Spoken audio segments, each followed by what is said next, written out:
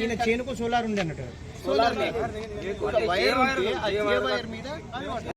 సంవత్సరాలుగా కొన్ని సంవత్సరాలు అంటే ఒక 10 సంవత్సరాల నుంచి కూడా కరెంటు వ్యవస్థ అనేది ఆ లూజ్ వైర్స్, ఆంగిపోయిన ఫోన్లు, విరిగిపోయిన ఫోన్లతోటి ఎన్నిసార్లు ఫిర్యాదులు చేసినా వాళ్ళు నిర్లక్ష్యమైన సమాధానాలు. వాళ్లకు కలెక్షన్ మీద ఉన్నది, నాణ్యమైన విద్యుత్ ఇవ్వడంలో వాళ్ళ శ్రద్ధ లేదు. ఏమంటే ఎప్పుడు చెప్పినా లూజ్ వైర్లు ఉన్నాయి, చేతుకు దాకెట్టున్నాయి. ఊర్లో కానీ చేన్లలో కానీ వైర్లు మొత్తం ఇట్లా చేతికి అందుతాయి. ఎన్నోసార్లు ప్రమాదాలు అవుతున్నాయి. ఎన్నిసార్లు చెప్పినా ఇప్పుడు ప్రాణాలు పోయినాయి పోబట్టి ఇక్కడి వరకు వచ్చినాము.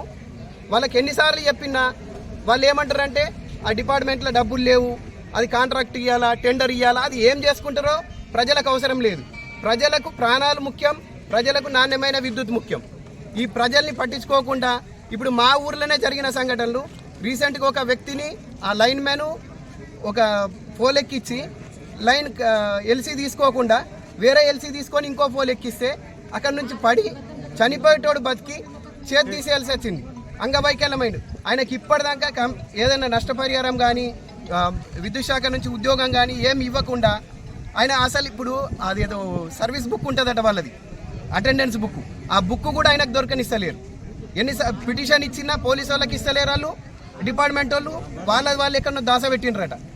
అది ఏది ఏమైనా మళ్ళా మొన్న రీసెంట్గా ఇంకో రైతు, 3 పిల్లల రైతుకు ఒక పాప పెళ్ళయింది, ఇంకా 2 పాపలు పెళ్లికి ఉన్నారు. ఆయన కౌలు రైతు, ఎకరం భూమి లేదు.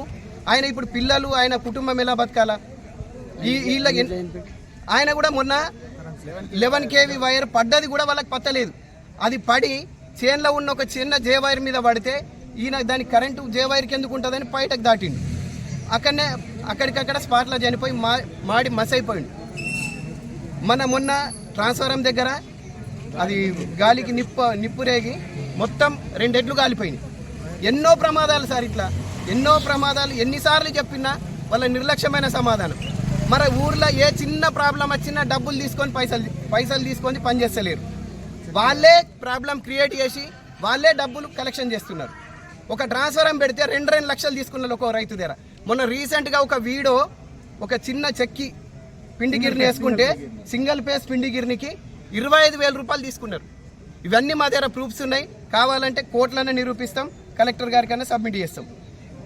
అతి త్వరలో ఈ కరెంటు అధికారుల మీద చర్యలు తీసుకొని ఈ చనిపోయిన కుటుంబాలకైతే న్యాయం చేయాలని మా గ్రామస్తుల తరపున వేడుకుంటున్నాం.